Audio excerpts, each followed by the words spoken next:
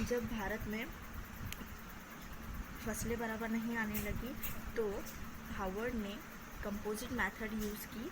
तो पहले ये कंपोजिट मेथड मैं आपको यहाँ पे एक्सप्लेन करूँगी। इससे खाद बनाई जाती है, कंपोजिट बनाया जाता है सॉलिड वेस्ट से। तो अब इसकी जो टैंक है, इस टैंक की कैसी बनाई जाती है, 3 मीटर रंग की टैंक होती है, 3 मीटर चौड़ी और 1 मीटर ऊंची। अंदर से यहाँ पर इसकी जो मोटाई होती है, इसकी थिकनेस होती है 25 सेंटीमीटर होनी चाहिए। अब जो वॉल है, ये वॉल कैसी बनाई जाएंगी, ईंट, मिट्टी और सीमेंट से। ये जो होल्स बनाए हुए हैं, इस होल्स में एयर पास होने के लिए है ये होल्स, जो कि टंकी में जो खाद होगा उसके लिए यूज़ होगी। एयर पास होगी तो उससे किसी भी टाइप का नुकसान नहीं पहुंचाएगा, मॉइस्चर कंटेन भी बना रहेगा। इस खाद में ऑलरेडी मॉइस्चर बहुत होता है, तो इसमें मॉइस्चर कंटेन का कोई इशू नहीं है। अब इसमें खाद के लिए जो जो सामग्री लगेगी वो कूड़ा कचरा, फल सब्जियां खराब हुई, गोबर और मिट्टी। इसमें देखेंगे ये शेड आपको दिख रहा होगा, ये शेड डला हुआ है। इसमें लेयर वाइज लेयर रहता है। पहले हम कूड़े कचरे को डालेंगे, फिर इसमें गोबर को डालेंगे और फिर मिट्टी डालेंगे। उसी तरह से लेयर बाय लेयर पूरी की पूरी प्रोसेस होती है कि 70 लीटर पानी होना ही चाहिए। वैसे भी इसमें एयर पास होती रहती है तो मॉइस्चर बना रहता है। ये डाल दिया इसके अंदर। इस टंकी को बार बार भी, एक साल में बार बार भी यूज़ किया जाता है। ये कूड़ा कचरा है, लकड़ी के टुकड़े, ये घास, ये ऑर्गेनिक वेस्ट है। इन सभी चीज़ों को मिला के इसके अंदर डाल दिया गया। अगर पानी की मात्रा इसमें कम हो तो ऊपर से पानी ऐड किया जाता है। 4 हफ्ते, 8 हफ्तों से लेकर 12 हफ्तों तक इन्हें ऐसा का ऐसा ही छोड़ दिया जाता है, इस वेस्ट मटेरियल को इस टैंक के अंदर। 8 से 12 हफ्तों के बाद इसे देखा जाता है और फिर इसे उलट पलट किया जाता है। 9 से 10 टन खाद प्रतिवर्ष बनाई जाती है। क्यों, मैंने जैसे आपको बताया कि ये ख़राब नहीं होती टंकी, बहुत सारे टाइम तक की ये रहती है। ये शेड आपने देखी, शेड है, इसके ऊपर 8 से 10 हफ्तों के बाद इसे चेक किया जाता है और इसे उलट पलट करके इसमें एयर को पास किया जाता है इसके अंदर से। टैंक का साइज 3 बाय 3 और थिकनेस 1 मीटर की होती है। कृषि अपशिष्ट, हरे और सूखे जीव, गोबर, ये सभी चीज़ें इसमें ऐड की जाती है, तभी वो खाद एकदम परमानेंट अच्छी तरह से बन जाती है। आई होप प्रोसेस समझ में आ गई होगी। पिट मेथड देखिए एनिमेटेड वीडियो के थ्रू। इसमें टैंक बनाई जाती है 3 बाय 3 की, 1 मीटर, ये 3 मीटर, ये 3 मीटर और ये 1 मीटर की टैंक बनाई जाती है, 1 मीटर ऊंची। थिकनेस उसकी हमने देखी थी 25 सेंटीमीटर। इसमें सॉलिड वेस्ट को डालेंगे, फिर ऑर्गेनिक जीव जंतु, माइक्रो ऑर्गेनिजम्स रहते हैं, उनके लिए डालेंगे, फिर सॉलिड वेस्ट, गोबर, इस टाइप से लेयर बाय लेयर बनाकर इसे 8 से 12 हफ्तों तक एज इट इज़ रख सकते हैं। इस टैंक में ही ईंटों की बनी होती है, सीमेंट, ईंट, मिट्टी, इनकी ये टैंक बनी होती है। और 6 से 8 हफ्तों बाद, 6 से 8 वीक्स के बाद इस खाद को अलट पलट किया जाता है। इसमें होल्स होते हैं, सब ये वॉल में होल्स होते हैं एयर पास के लिए, जैसा वीडियो में देखा गया। नेक्स्ट आता है हमारा ओपन विंडो। इंदौर में ही हो रही है ये दोनों प्रोसेस। ये भी तभी स्टार्ट हुए 1924 में ही स्टार्ट हुई ये भी ओपन विंडो जिसे कहते हैं, और इसे हिप मेथड भी कहते हैं। हिप मेथड इंदौर में ही हुई दोनों मेथड्स भी।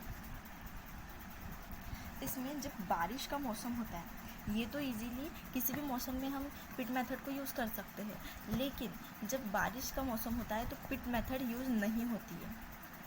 पिट मेथड इसलिए यूज़ नहीं होती है क्योंकि इस जो टैंक है, जो टंकी है, इसके अंदर पानी एकत्रित हो जाएगा बारिश का और ये बह जाएगा इन छिद्रों के ज़रिए। इन छिद्रों के ज़रिए पूरी की पूरी खाद बह जाएगी और ये नहीं हो पाएगा। इसमें इकट्ठा पानी जम जाएगा, इसमें स्मेल आएगी बहुत ही गंदा तरीके से। नेक्स्ट में इसमें ओपन विंडो में क्या होता है कि ऑलरेडी ज़मीन पर लैंड पर ये खाद को डाला जाता है। ये खाद को डाल दिया और बारिश के मौसम की बात है, बारिश के मौसम में इसे रेफ़र किया जाता है। मानसून के समय, बारिश के समय बारिश बहुत हो जाती है तो इन मटेरियल में, इस जैविक खाद में बारिश के पानी का एकत्रीकरण हो जाता है और ये बह जाता है। तो इस मेथड को यूज़ किया गया। एक शेड होती है, शेडेड एरिया में इसे रखा जाता है। ऊपर शेड बनाई जाती है एक छाँव के लिए कि पानी अंदर ज़्यादा ना घुसे और इसमें ज़्यादातर इसका वेस्ट, इस खाद बनने का वेस्ट ना हो, इसको नुकसान ना पहुँचे। इसमें क्या होता है कि कार्बनिक पदार्थ मतलब कि पेड़ पत्ते, पेड़ पौधे और उसके जो सॉलिड वेस्ट है, फार्म के है, कृषि के जिसे कहते हैं, इनकी मोटी लेयर डाली जाती है यहाँ पर। ये लेयर रहती है 20 सेंटीमीटर की। कौन सा है ये? कार्बनिक वेस्ट डाला जाता है इसके अंदर। कार्बनिक वेस्ट बताया मैंने, पेड़ पत्ते, पौधे, झाड़ झड़ूरे, इनके ठोस अपशिष्ट पदार्थ वगैरह, ये सब कृषि से रिलेटेड, इसको कार्बनिक वेस्ट कहते हैं, कार्बनिक पदार्थ कहते हैं। इसकी 20 सेंटीमीटर मोटी लेयर डाली, मोटी लेयर बिछा दी पूरे ये ज़मीन पर मोटी लेयर बिछा दी। फिर उसके बाद में इसमें नाइट्रोजन युक्त पदार्थ डाले, मतलब कि इसमें आते हैं हरी घास जिसके अंदर नाइट्रोजन होता है। ऐसे पदार्थ जिसके अंदर नाइट्रोजन होता है उसे नाइट्रोजन युक्त पदार्थ कहते हैं। नाइट्रोजन युक्त पदार्थ में कौन से आते हैं?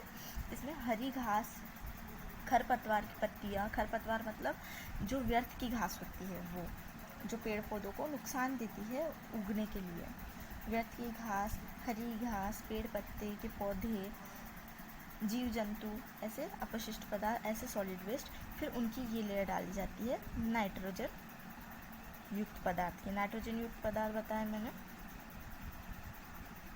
नाइट्रोजन युक्त पदार्थ जिसे कहते हैं, जिसके अंदर ऑलरेडी नाइट्रोजन होता है। उसकी कितनी लेयर डाली जाती है? 10 सेंटीमीटर की लेयर डाली जाती है।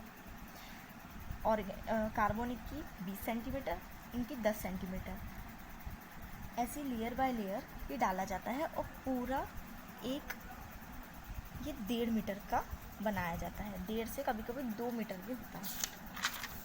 ये डाला गया, यहाँ पे फिर से बनाना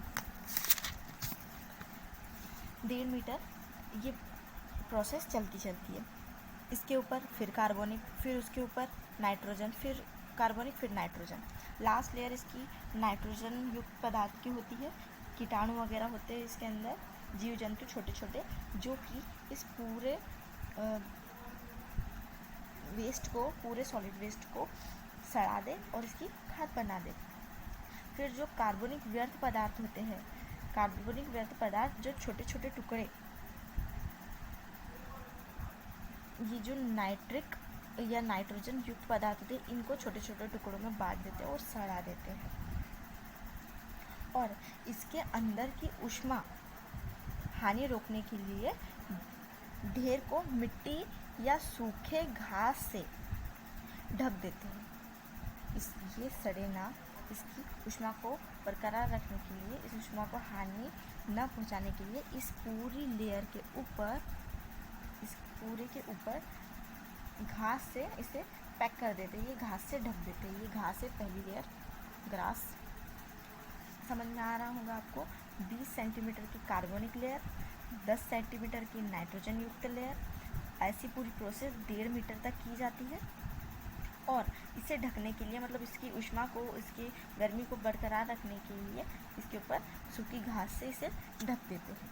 फिर 8 से 12 हफ्तों बाद इसे 8 से 12 हफ्तों बाद उलट पलट करते हैं बुलडोज़र के ज़रिए या फिर मशीन के ज़रिए। बुलडोज़र के ज़रिए, मशीन के ज़रिए इसे किया। इसके बाद में ये तैयार हो जाता है। 4 महीने के बाद यह जैविक खाद तैयार होती है और इसे कृषि में हम इसका उपयोग करते हैं। 4 महीने बाद वो कैसी दिखने लगेगी देखेंगे हम। ये ज़मीन है, ज़मीन के ऊपर ये खाद डाल दी हमने, ये लेयर बाय लेयर डाल दी। ये कार्बनिक, ये नाइट्रोजन, फिर ये कार्बनिक, फिर ये नाइट्रोजन, फिर ये कार्बनिक, फिर ऐसे करते करते ये पूरी लेयर बना दी 1.5 मीटर तक, 1.5 मीटर तक बनाई। ये 20 सेंटीमीटर, 10 सेंटीमीटर पिछले इसमें बताया, 1.5 मीटर बना दी। इसे ढकने के लिए हमने सूखी घास डाल दी, ये सूखी घास डाल दी।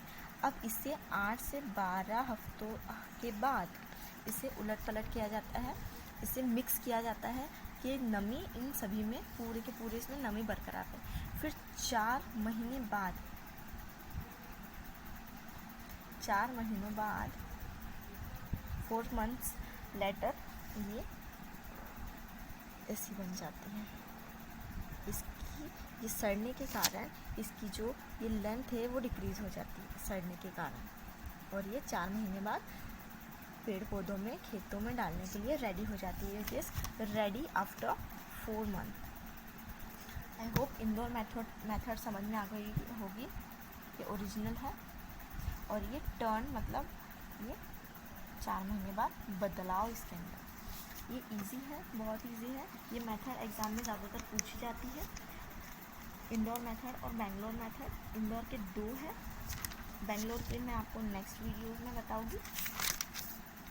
आई होप समझ में आ गया होगा। सिस्टमेटिक नोट्स बनाइए, इजी है सब।